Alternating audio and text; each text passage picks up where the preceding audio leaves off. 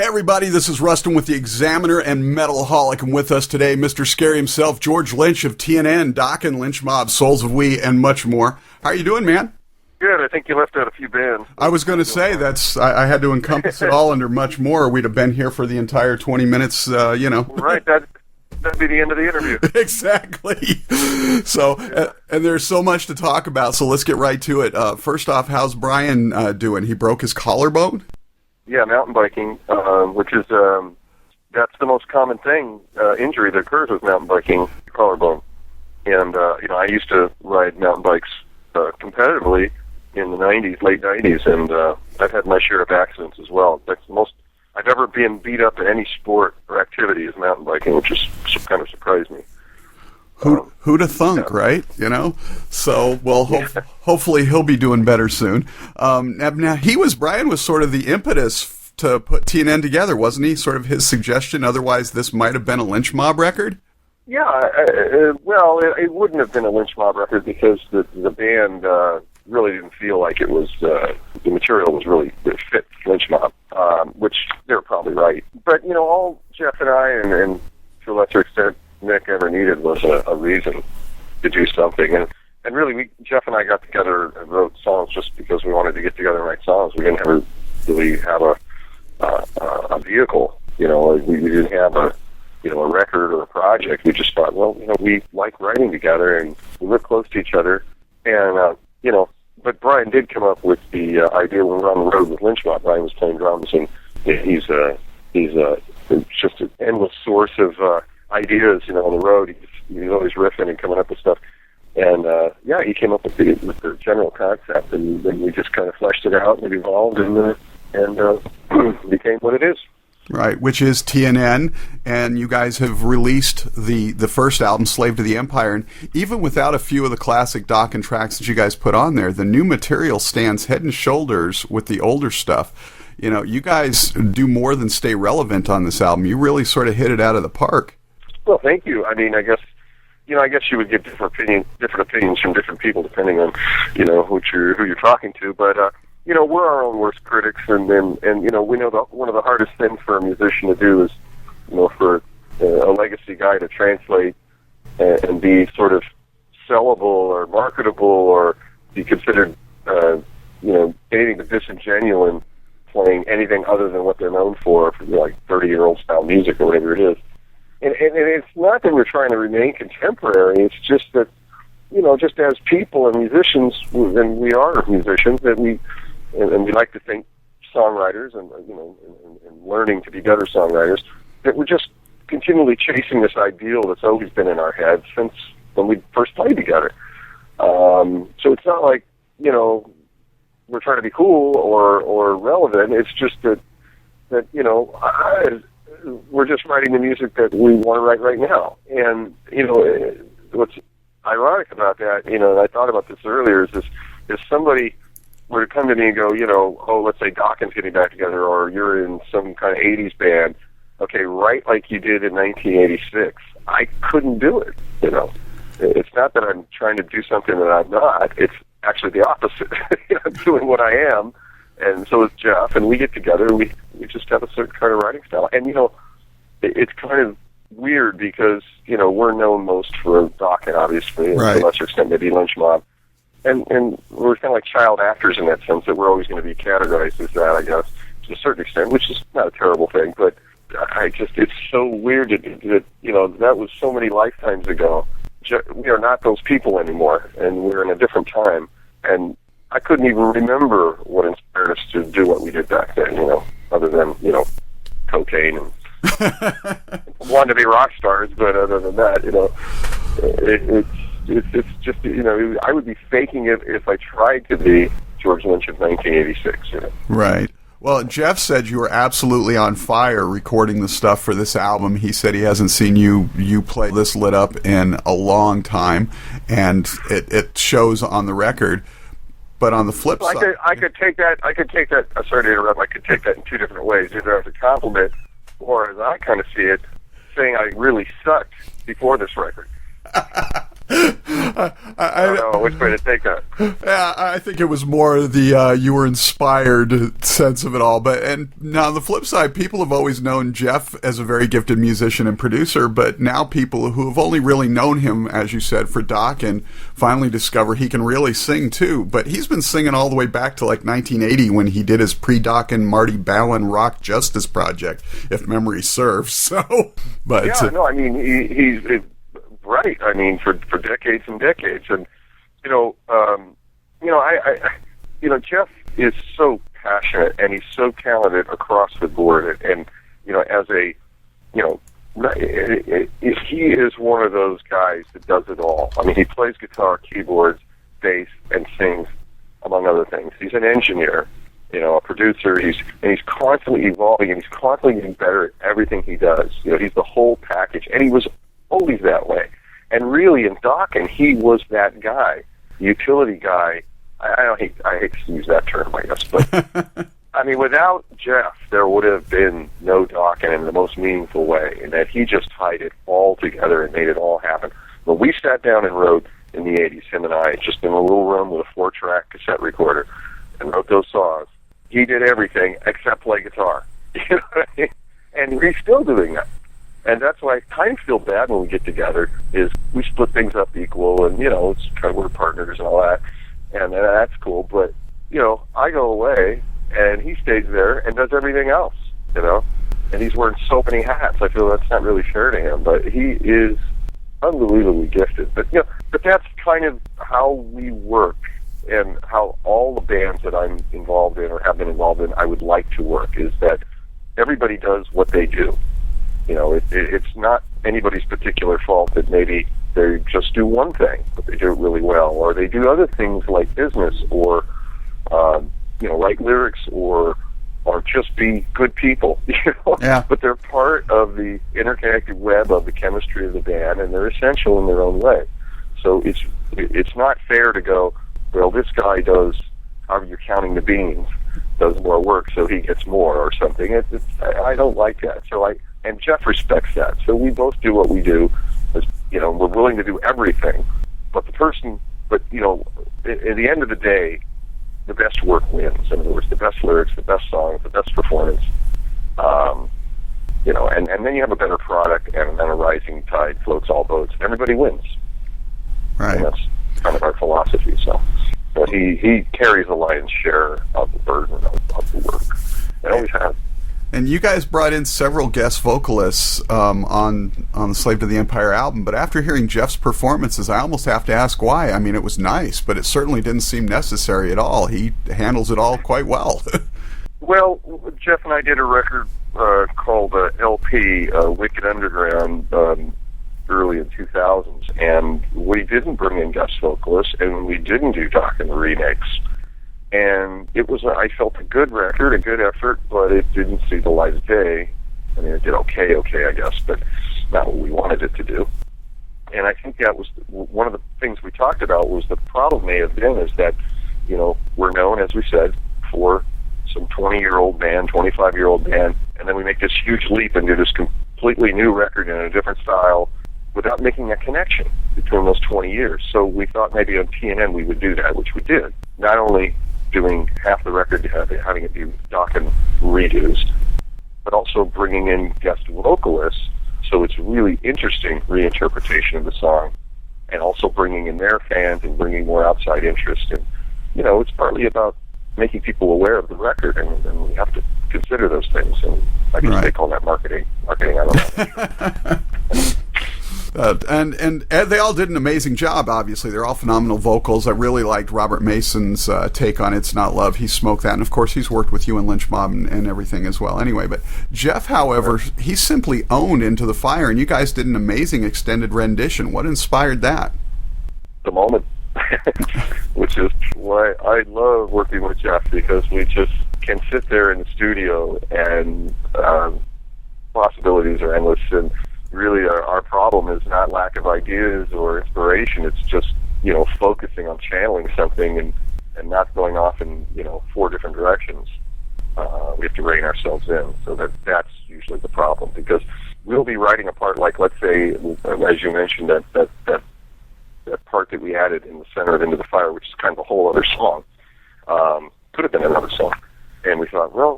it could have kept going on forever. We at one point just had to rein it in, and it ended up like I would come up with a little chord pattern. I'd say, what about if it went to this key, and then it would do this, descend here and do a half step and do this and that, and how that work with the vocal. And then it would evolve, and we'd end up writing another song, which would never come back into the fire. And then I go, wait a minute, but I got this other riff that would be completely disconnected from everything we were doing, and we would catalog that and put it in our idea bin, and that would happen a couple of times. You know what I mean? Right. So it's fun. It's fun, but it's sort of stressful too, because you've got so many ideas. You're kind of like, well, shit, where were we? Which is a good problem to have, which is why we like playing together. Absolutely. There's no lack of ideas. And you guys have so much on your plate. Obviously, Jeff just left this week to go do his Foreigner thing. You've got the stuff going on with Lynch Mob and all your many other projects. Mick's always busy with Ted Nugent and all the other stuff. And, of course, Brian just broke his collarbone. So I know there's some plans for TNN to do some touring. Brian's busy getting autographs on his calf. Yeah, there you go. Plus, he's got his son project as well. It just left Whitesnake. But I understand when you guys do finally go out, it looks like Michael Sweet of Stryper is going to be joining you guys on the road. Is that the case? Yep, it is. We felt that he had the right amount of assets that we required to fill the shoes for that spot. And he's a great guy, which matters a lot these days. With all the bands we've all been involved in projects and business dealings, I think essentially you got to build things with hopefully good foundations and good roots, and that all starts with character and respect and ethics and a good work ethic and so forth. And I've learned the hard way that if you don't build on that, you don't really have it. You're building on a house of cards. So as little as I know Michael, I am as bad of a read of people as I am historically. I think I put my money on him that he has those qualities, and in addition, he has the right style voice and the talent and the work ethic and the look. I mean, he calls me back, which is a plus right Yeah, there you go. Nice when you work with people and actually respond. Yeah, Michael's always been one of those guys who's just like a complete package sort of performer and everything, who has gone under the radar, obviously, because his band is labeled Christian whatever, and that immediately turns so many people off. But he's great at everything that he does, so I think it'll be a great fit. Which leads to the next question. I know you guys. Well, don't forget he was a singer in Boston as well. Yeah, he did that too. So you guys had planned this sort of as a 2-album thing to begin with, and I know you guys have already sort of recorded at least the music and whatnot for at least 7 more of the classic Dokken tracks. I understand you guys haven't written any new material for the fresh stuff yet, but will Michael perhaps sing on a track or two? We haven't gotten that far, but we discussed it, and I think that makes sense. But as I said, we're not there yet. But we have actually written a couple of ideas for the next record. They're kind of things that were when we were finishing up with this one that we had sort of left over, and right. We're just kind of left in the idea then, as I explained earlier. So right. We've got to start on it, and we're really looking forward to jumping back in and doing that. But it would make a lot of sense to have Michael sing on a track, and I would imagine that would probably happen, yeah.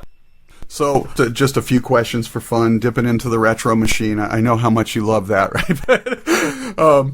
This question sort of bugged me for years. I don't know why, but let's stay in the Right Now machine, though. That's cool. I like the Right Now machine. Dokken recorded Dream Warriors for the Nightmare on Elm Street, which is a great song, but I've always wondered, why did they not just use Don't Close Your Eyes, which is quite literally the perfect Freddy Krueger Nightmare on Elm Street song?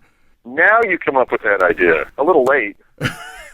I wondered that the minute I heard it. I'm like, wait a minute. You're calling me now in 2013 to tell me that? Thanks. Yeah, let me undo all that and go back to the drawing board. Thanks a lot. That's a brilliant idea. Well, next Freddy Krueger movie, I'll make sure to bring that up. There you go. You just bring it all back into the now. There you go. And going all the way back to that debut Dokken album, which was actually pre Jeff, because he wasn't on the first one. What are your memories of that time and that album? Breaking Chains? Yep. Ooh, memories? Well, it's many lifetimes ago. Well, in my filtered memory where I kind of casted out all the bad stuff and remembered the good stuff, which we tend to do, I look back on it as, as a wonderful time. The first time out of the country, it was very exciting. We're young.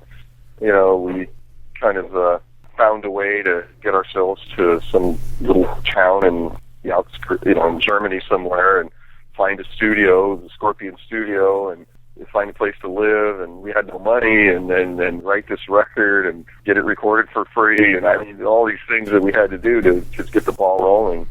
In another part of the world, it was a pretty exciting time. We had a lot of energy and felt we should, kind of rule the universe, and we had to prove to the world that we existed, and so we had a lot to prove. So. Well, and if I remember correctly, even though Juan, and I'll probably butcher his last name because I've never known how to pronounce it, but Juan Crouchet of Rat was listed on the record as the bass player, but it was actually Accept's Peter Baltus that played bass on the record. You're right. Yeah, we had a number of bass players early on. We had the, it was obviously Mick and I, who came from a band called Exciter, and Don approached us about joining forces and doing Dokken, and which we obviously agreed to. But we initially brought in our bass player, so it was basically Exciter with Don. We basically got a new singer, is what it amounted to. Right. That bass player went to Europe with us, didn't work out. And we had a number of bass players after that, including Juan Croucier. Ended up with Juan Croucier, but as you said, we had Peter Baltz play on the record because Accept we're sort of friends, acquaintances, and they lived very close to where we were living and recording in Stahlen, Germany. And so it was an easy thing to have him come down, and he's awesome bass player. So he fit. He was just fantastic. You can't really tell on the record, but when I was in the studio and he was in there recording, it was phenomenal. A lot of things about that record were very disappointing to me because I knew what went down in the studio, and then what we ended up with was very disappointing. So I have regrets like that. But that's sort of why it seems like that album sort of gets overlooked in the pantheon of the archives there and everything. But and that it sort of brings back to that whole early 80s Sunset Strip scene was pretty incestuous with names and players going everywhere, the various different bands. If you would share one or two bits of trivia with us that from back in the day like that most fans might not know. Well, for a second, I left to go do a short month-long stint with what I thought was going to be my place in Ozzy. Right. So I had to leave Dokken, and they got Warren DeMartini to replace me from Rat. And when I came back from the Ozzy experience, I joined Rat for a second. So we had actually flipped bands. So I was the guitar player in Rat, and Warren was the guitar player in Dokken. And then at one point we just went, why don't we just get back in our normal bands? And okay. The rotating part. So, and you sort of came up in the last of that rock star era, and you've now sort of seen it morph into the social media DIY era that we have now, and the death of the rock star mystique. What's your take on all of that? Well, I take a longer view. I mean, I never took it seriously to begin with, so it doesn't really affect me. It's not like my world view came crashing down because things changed. I sort of embraced change. I just wish fans did more. But the rock star mystique thing. I mean, it's just like Guitar God. What the hell does that mean? I mean, it's almost like. I mean, I think this was the reason for the demise of one of the reasons for the demise of the excesses of the music that we were popular in the '80s was people took themselves so seriously in such a superficial context, where, the term Guitar God or rock star or supergroup meant something in 1969 and 1972, but It got so overused, that it didn't mean anything in 1987 or 8. Certainly doesn't mean anything now. So. Your entire life has been about music. It is every day. But what do you do outside of music for pleasure or relaxation? Pleasure, relaxation. Well, pleasure would be sex, and relaxation would be the thing after sex, when I'm eating ice cream and smoking a cigarette. And the other thing I do that's actually relaxing is when I'm working on guitars. I sort of zen out and forget about time and space and get so involved in what I'm doing that it is kind of like meditation in a way. So that I enjoy that. And but my number one thing to do, if I very rarely find the time to do it, is just go out on my motorcycle or go backpacking or just do a road trip and get out into the desert and disappear. Get away from it all. wait for adventures to happen and get on the old roads and the old forgotten byways and go to the in-between places on the map and to where all the, kind of leftover people live. I love that. All right, so as we head out of here, obviously we know what's going on with TNN right now. Hopefully we'll get the second part of that 2-album at least package sometime in late 2013. But what's going on with your other projects? What else do you have on your plate right now that we can look forward to? I just finished up the basics for a new project called KXM. Meaning we still have to do solos, we still have to do vocals, but we finished up the bones of the writing and the rhythm tracks and drums and all that. And KXM is myself, Doug Pinnick from King's X on bass and vocals, and Ray Luzier on drums from Korn. Oh, wow. Yeah, we just finished that up, and it's awesome. It's very dark, but it's cool. Nice. A chance that we're going to see that this year? Depending on how we sell the deal, if we do a traditional record deal, it'll be later. If we do an alternative way of getting it out there, which is our thoughts are if we don't like the record deal route, the traditional route, what we might do is release a song a month for a year. Oh, wow. Hey, adapt and improvise, right? Yeah, I think that's actually a beautiful idea because that way it's just, with traditional record deals, you've got this tiny space of like a month or two to sort of promote it, 3 months at the most, around the world. And, unless you got a lot of juice behind you, it's hard to punch through all the noise, with all the releases, and people just kind of overlook it, and people are busy with their lives, and they don't get it, they don't hear about it, and then it's over. And you put, all this time and energy into this beautiful piece of work that you've created, and nobody knows about it, and would have liked it if they had a chance to hear it. Right. But with putting it out there this other way, just purely digital at first, and putting out a song a month, it gives people time. You use a whole year to find out about it. Yeah, because it's constantly out there. Grows organically, hopefully. And gives people something to look forward to. It's almost like a subscription. And is there any story behind the name there? Well, it was really just a working title, just to identify ourselves between ourselves. And K stands for Korn, and X stands for King's X, and M stands for Lynch Mob. Gotcha. Just take a letter from each one of our bands. KXM? And we dealt with, we've been trying for weeks to come up with a name, and how hard that is, and you come up with cool names, but they just don't relate to the band. And then our litmus test is always, how is it going to sound when somebody asks you the name of the band? Are you going to feel silly saying it? And secondly, when you get introduced before you step out on stage, are you going to feel silly when the announcer goes, and ladies and gentlemen, here they are, the Colliding Cantaloupes, or whatever the hell you're called, because we had quite a few, what we thought sounded like cool names, but then when you thought of it in that context, they weren't so cool. And KXM, I'm getting tired of the initials for names, but unless you can think of something better, that's what we're going to do. It works, and it rolls out quite nicely, so... And then there's one other project I wanted to mention. It's called Infidels, and it's the rhythm section of War, that band War. Mm-hmm. So it's Sal and Pancho from War, just rhythm monsters. These guys are ridiculous, And so it's like heavy funk, and that's called The Infidels. And we're doing that project as well, and I don't know when that's coming out, but we've been in the studio. And Pancho just did the project with Dave Lombardo Film, right? Right, yeah. So he's been busy too. So there's so much stuff out there. You almost need a list with everything that you do going at all at once. So I don't know how you... I know. I get confused. I've got 3 different calendars. I've got the big calendar up on my studio wall. I'm constantly trying to have everything synced together, and I'm like... And the problem I have run into, actually, occasionally is with some of these projects is I'll start forgetting which project I'm working on. And, for instance, write a song, and elements of that song will be in another band project that I've got. And I'll go, wait a minute. And the engineer will point it out, or my wife will point it out. She goes, wait a minute, I heard that before. And I look back, and I go, oh, shit, I already wrote that on that other record. You're plagiarizing yourself. Right, so I'm going to have to sue myself, so I'll see myself in court. I'll be rich and poor at the same time. There you go. George Lynch, Mr. Scary himself, thank you so much for taking the time. TNN, the new album, Slave to the Empire. phenomenal record. I'm absolutely loving it. I love what you guys did there. Can't wait for part 2. And then KXM, looking forward to hearing what that's going to be all about. We'll get all the other projects up on the site so everybody can check them out. Thank you so much for taking time out of your very hectic schedule to chat with us. No problem. No problem. That's what we do. Thank you, Rustin. Absolutely. Take care.